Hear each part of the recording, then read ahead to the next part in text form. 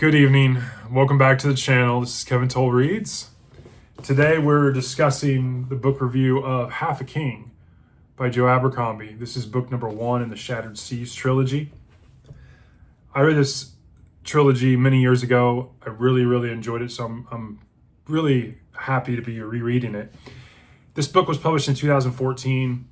This first entry in the trilogy is, for lack of better expression, it's truly a banger. It's really fun read.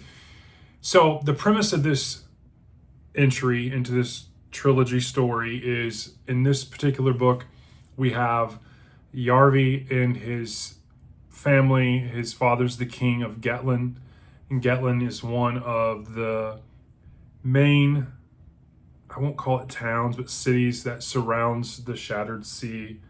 And so in Getland, you have Yarvi, who is the youngest of 2 boys of the king.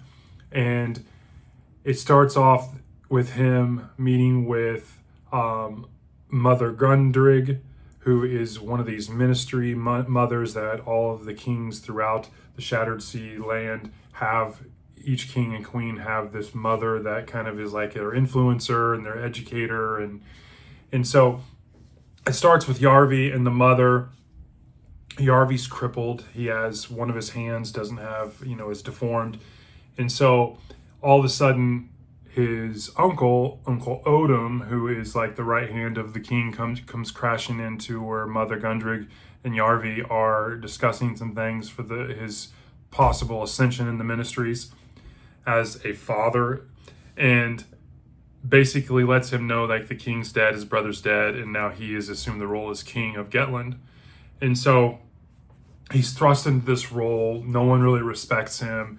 His mother, the queen, is trying to, make him stand straight with his shoulders back, and he's now king, and no one really considers him a king. And then there's all this treachery that unfolds.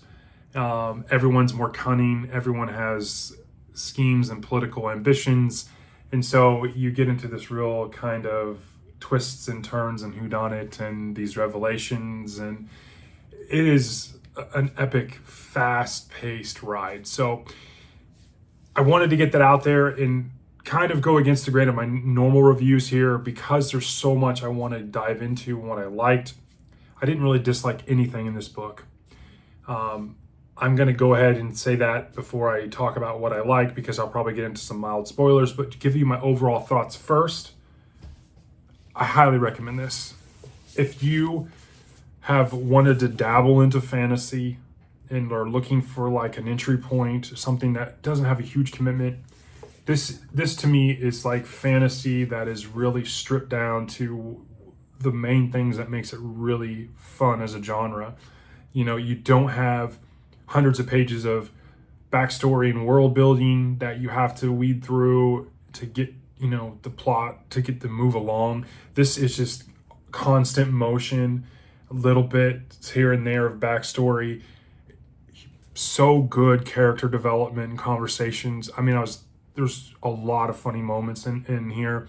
Abercrombie does a really good job of the humor, whether it's heavy-handed or it's witty, and it's throughout the book, and the conversations back and forth really start to just really get really good.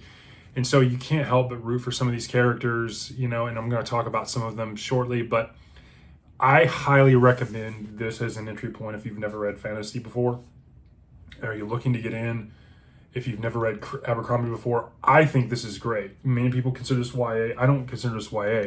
I consider his First Law trilogy, that world, those books, those 9 books that are in that world, is more traditional fantasy, grimdark fantasy. This to me is parsed down what makes fantasy really good and without any fluff. And so I highly recommend this.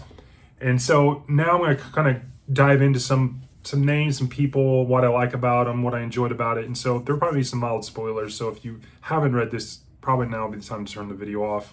I will go ahead and give you my rating before you do. I gave this a 4.7. It is a very good read. I'm already on book 2. I've already started book 2. I just can't help but binge it. It's just that good. So let's talk about some of the things I really liked. Obviously, I like the pace, I like the action, I like the intrigue, I like the characterization. It's just so superb. The conversations are really good.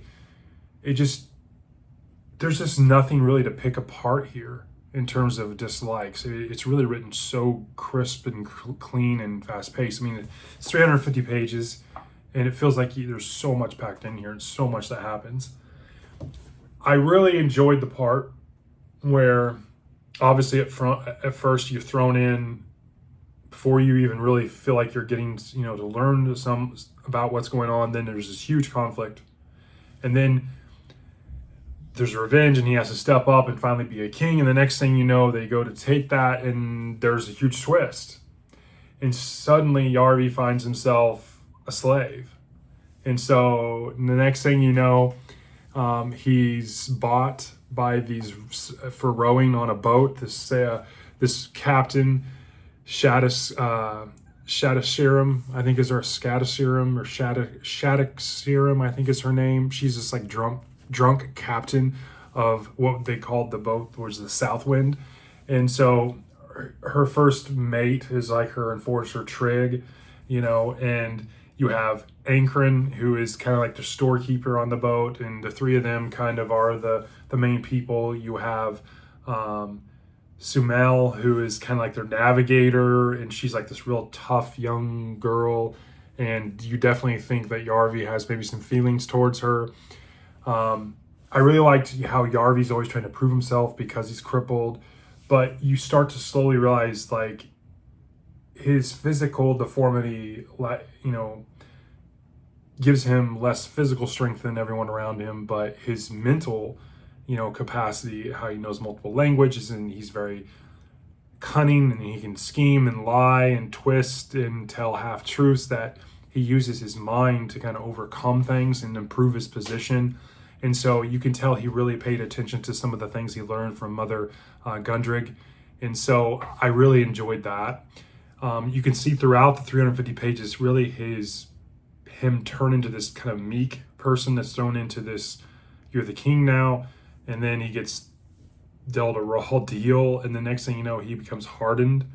I really liked the boat scene. I really liked how they caper, how they escape. I like how they are on the run. And there's just so many twists and turns. And then you have the big reveal at the end, but then you have another twist and turn. It is a fantastic read. And I really enjoyed a lot of the funny parts. There's, especially with the groups as they're coming together. I enjoyed how Yarvi, who called himself Yorv at the time, he wasn't letting people know that he was supposed to be the rightful heir to Gatland and its rightful king. He goes under that kind of name, alias, but then he reveals himself to them, and they're not really sure if he's joking, but then they start to slowly realize as he encounters the people that know him, and he starts to formulate a plan of what he wants to do to overthrow his uncle, that he's not lying. And so it's just very cool to see the characters, really come together. Nothing is this character that you don't want to give him a blade because his sword fighting is so great, and there's more to him than what meets the eye. You have Rolf, who is this kind of older, grouchy guy, but's been around the world type thing, but takes a liking to Yarve. You have Jowd, who is this kind fellow who's always looking for the best in people. Ankren, who's the person that Yarve overthrows when he's trying to just swindle money off of Shadaxiram. And so it's just really interesting. There was some really good excerpts in here. I wrote down several of them. One of them was the fool strikes, the wise smiles, watches, and learns. Another one was sooner or later steel must be the answer. It always is. There's a couple others. A good enemy keeps you ever sharp. Death waits for us all. And then the last one was, you may need two hands to fight someone, but only one to stab them in the back. Those are really cool elements in the story. Like I said, I really enjoyed this. This is a reread for me. I'm already on book 2. I rated this a 4.7 out of 5. I'm really excited to just fly through book 2. I believe I'm already like 9 or 10 chapters in.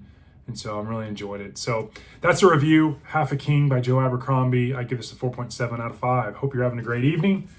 And more than likely, I will have the second book reviewed over the weekend as well. I'll talk to you guys later. Bye.